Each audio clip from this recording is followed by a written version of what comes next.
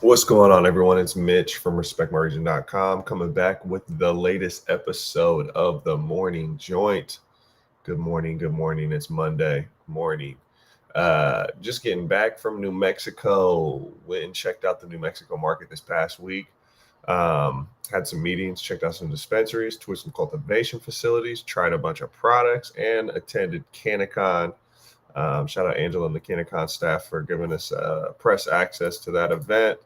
It was great going down there. Was hanging out with my guy.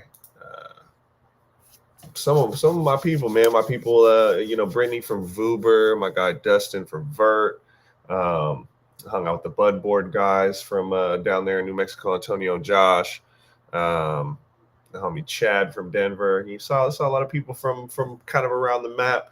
Um, my first time in New Mexico, checking out the cannabis market. I think I went one time on a road trip as a young boy, but now first time to New Mexico as an adult. First time checking out the cannabis scene there. They went rec last year, but had some medical infrastructure that was left over.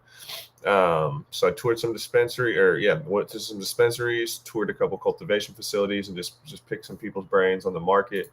Definitely unique market as cannabis legalization continues to spread across the map.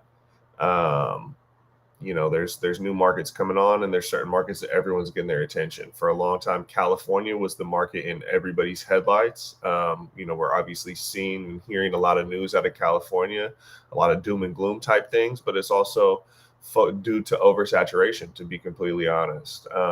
In these last few years in the Northeast, everyone's been talking about New York. And if it's not New York, then it's New Jersey, and that's left some opportunities, some underserved markets, if you will. In my opinion, in the Northeast, like Massachusetts, while it is operational and there's a lot of people there, for a long time it was an underserved market, just simply because everyone had their eyes fixated on New York, and New York's not even really up and running. When we look at the Southeast, um, New Mexico's not really talked about as a travel destination, as a tourist destination. I don't know a ton of people from New Mexico are going out there. Most people, if you're going to talk about that market, are going to talk about the Southeast, specifically of the South. You're going to talk about Arizona from an excitement standpoint, but is limited license, so there's not a ton of people playing ball out there.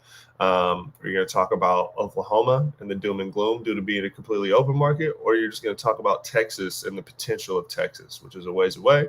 But New Mexico is right there, up and running with adult use cannabis. It is a small state. I believe the population, something only around like 2 million people in the state of New Mexico. Like there's more people, I think, in the Phoenix metro area than there is the entire state of New Mexico. It does border some places. So it's pretty unique. Colorado borders New Mexico to the north, and I heard when recreational cannabis went legal in New Mexico, it severely crippled some of the Denver or the Colorado market, simply because people are hopping the border to get legal cannabis and can now get it in their own state. Similarly, Texas, specifically El Paso. El Paso is just like 20 minutes from Las Cruces in South New Mexico, and it's this very unique situation, this bubble, if you will, in South New Mexico. If you're in Las Cruces, where there's a ton of dispensaries, there's lounges, there's legal cannabis. Like I said, it's 20 minutes to El Paso, but the border checkpoints, the border patrol checkpoints, are north of Las Cruces and west or southwest of El Paso. So between El Paso and Las Cruces, there's no border patrol. There's no border checkpoints. Cannabis might as well be legal in El Paso. You can drive pretty easily to New Mexico and back. But when you're in Las Cruces, New Mexico, going from New Mexico north to Albuquerque to more of New Mexico, you have to pass through a border patrol checkpoint. So a federal checkpoint is within the state on all the highways going out of Las Cruces, which makes it difficult to legally transport and distribute recreational cannabis in the state of New Mexico. You can go into Las Cruces without going through a border patrol checkpoint, but you cannot go out. So I was asking a lot of people, very unique situation, being that if you're in Las Cruces, you have a pretty direct line to a Texas customer base. But if you're a manufacturer or a cultivator, taking your product and transporting it out of Las Cruces to, say, Albuquerque, Santa Fe, anywhere north, you have to go through a federal border checkpoint. So it's crazy to be in legal weed and have to deal with feds in your own state. I've heard that this checkpoint, I mean, they wave most people through. It's kind of they're looking for people in the immigration front, from my understanding. But if you do get stopped and they find cannabis, I believe that they confiscate it, which is just crazy that you're in a state operating by the state guidelines and have to deal with feds. Very interesting. But checking out New Mexico is definitely a unique market. If you go up and down the highway, you go from Santa Fe to Albuquerque to Las Cruces, kind of three separate worlds, very different cultures. Spent a lot of time in Albuquerque. That's where CannaCon was. That's where it's the biggest city in New Mexico. So it's checking out the culture, the infrastructure. When I first got down to Albuquerque, I went and toured the Greenleaf cultivation, or one of the Greenleaf cultivation facilities, and then toured one of their flagship dispensaries on Paseo. Beautiful store, beautiful cultivation facility. It's built really nice. I think there's like 6 rooms there. They're currently expanding. The flower looked great. Our Greenleaf was recently acquired by Schwazze, who's an MSO out of Colorado, who I believe is owning up to about 50 stores now across 2 states, with the goal of owning 70 by the end of the year or by the end of next year. And they own a couple different retail brands. When they bought our Greenleaf, that was a pre-existing vertically integrated medical operation. So when Schwazze bought that, it was now under the Schwazze umbrella, but it's still everything. The brand is our Greenleaf. They're growing pretty good indoor flower. I mean, they've been doing so since the medical market, and then their dispensary was just beautiful, man. It was definitely one of the nicest dispensaries I went to in New Mexico. Great staff, super educated. They're doing a lot of great things, trying to educate their consumer base, and have a pretty wide selection. Another dispensary I checked out in Albuquerque was Cannabis Organics. They have a couple different locations, but the one that I went to definitely had this. It was super clean, branded well, but it was a very mom and pop vibe. They had a lot of really, really good flower in there, and so I was talking to the bud tenders in there, and they put me onto this brand, the Grower Circle. And then I was able to tour their cultivation facility in Albuquerque on the last day down there. And the Grower Circle is a really reputable brand out of Nevada. They breed and grow for cookies in Nevada. They're also in Oklahoma, and now they're in New Mexico. They're definitely one of the best flower brands in New Mexico. There's an article from touring their facility in the comments. By far one of the best flower brands I saw in New Mexico. They have some really good weed, playing with those cookies genetics. They had a lot of Gary Payton and these Cosa Nostra crosses, a lot of gas up in there. So you can check out their facility. They're running triple stacked LEDs, indoor cultivation right in the center of Albuquerque, to be honest. But some good weed, good people. I really liked what they were doing at the Grower Circle. But the New Mexico market is really unique. From my understanding, it used to be deli style and medical, and now it's technically not supposed to be, but a lot of people are doing it. So when you go into dispensaries, you'll often see jars, the deli style jars on the table, and they'll weigh out ounces and halves out of that, but then they have pre-packed, eighths and grams underneath that. A lot of the stores are vertical, and a lot of the stores are doing manufacturing. So I believe there's cultivation licenses where you're not even allowed to manufacture. You can only distribute your products in pound bags, and then it's up to the store to weigh those out into individual eighths, grams, make pre-rolls out of them. So I went to some dispensaries where they're actually manufacturing, making pre-rolls and weighing out packages in the back. That was super unique. And it was still...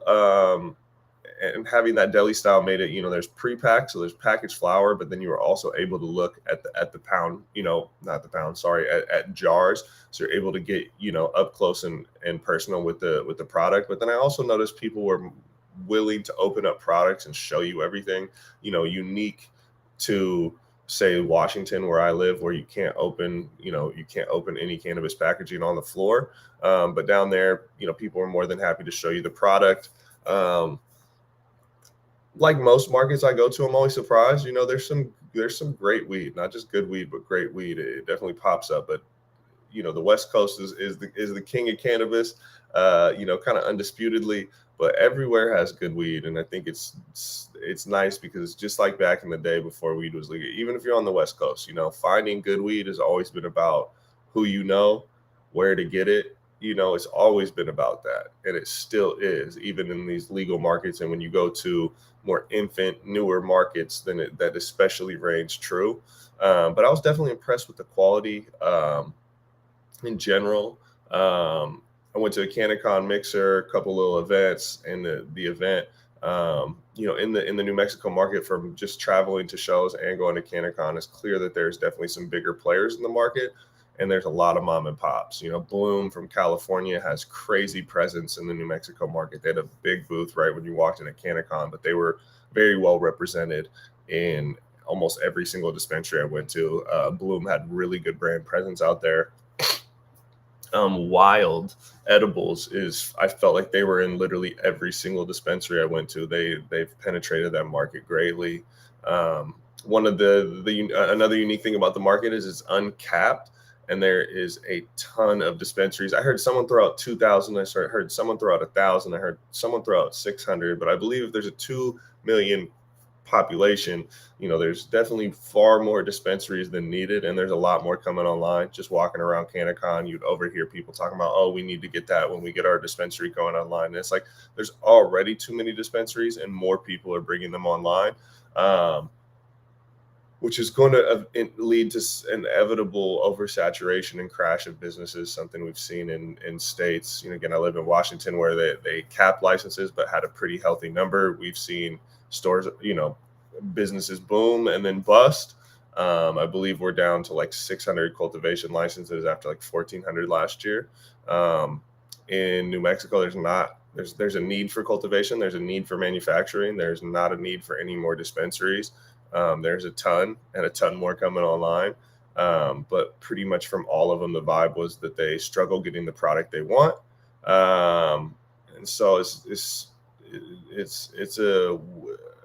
a weird place. Things are oversaturated. But with the state of 2 million people being small, you are able to service these border states, where Texas is going to take a while to go. So they're going to have a healthy service from the border over there. And then this honestly borders Mexico. So people from Mexico can come up to purchase legal cannabis. And again, Las Cruces is one of the areas I went. And in Las Cruces, Mexico's right there, Texas is right there, and you got New Mexico. So you're kind of servicing, 2 countries and 2 states in one particular smaller city, relatively. So it's definitely unique experience. Shout out the new Mexican food, man. Them Hatch chilies, them green and red, the Christmas style. They put me onto that.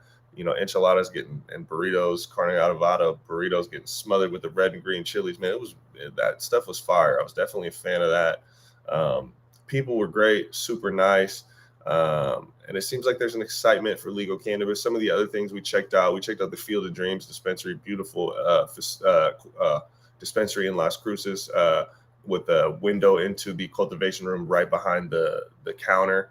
That was super dope. The homie Scott from Prescotti Delivery put us onto the delivery market, introduced us to some brands and some stores. He was the one that put us onto the Grower Circle and Cannabis Organics.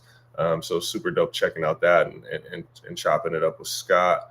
And then we checked out the 420 collection down in Las Cruces. They got 2 stores there, and then a store over in Arizona. They're also manufacturing gummies, soaps, and products like that. Super, super dope story. Mavina over there, got into the game just making soap, and then started making a cannabis version, and then diving in further after the success of that, and now owns, self-funded, owns multiple locations in New Mexico and Arizona. Super dope. Getting to learn her story and check out. They were the ones who really put me onto the Las Cruces market, and seeing their operation down there. So no, it was dope, man. We got some product reviews that'll be coming from out there. Some more thoughts on the market. We're just exploring more states. We got a little lull in the travel, and then we'll be at the Flower Expo in Massachusetts here in a couple weeks. So definitely stay tuned for the journey of that. But then on that note, we put a feature up on the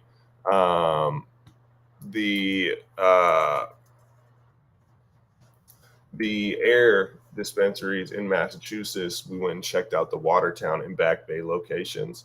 So we got to feature that on the site. Check that link in the comments. Definitely some really dope, clean dispensaries.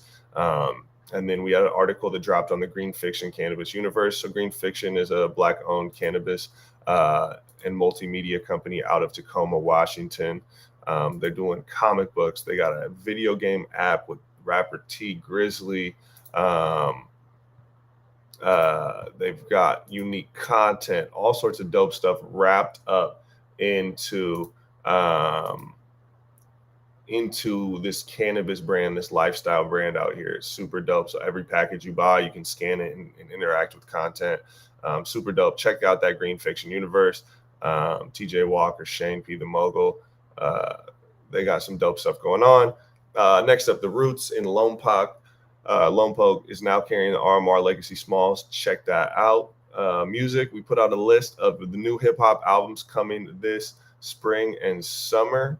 A bunch of hip-hop albums are on the way, so we've talked about some of the most anticipated. Then we recapped Hot Music Friday. Every single Friday, we're putting out the hottest music from all genres being released. And then lastly, we did a feature on the Just Like Heaven Festival. So definitely check that out. We got new content on the site dropping every single day this week and forever. More podcasts. We had a couple podcast interviews this week. If you guys missed last week or the last couple weeks, we got an interview with Ricky Williams, interview with Nathan Keys of Vape Department, Jason McHugh of Califari, Dave Holmes, Clade 9, Maggie Radabai from THC Design. We got a lot of podcast episodes that came out. We got some more on the way.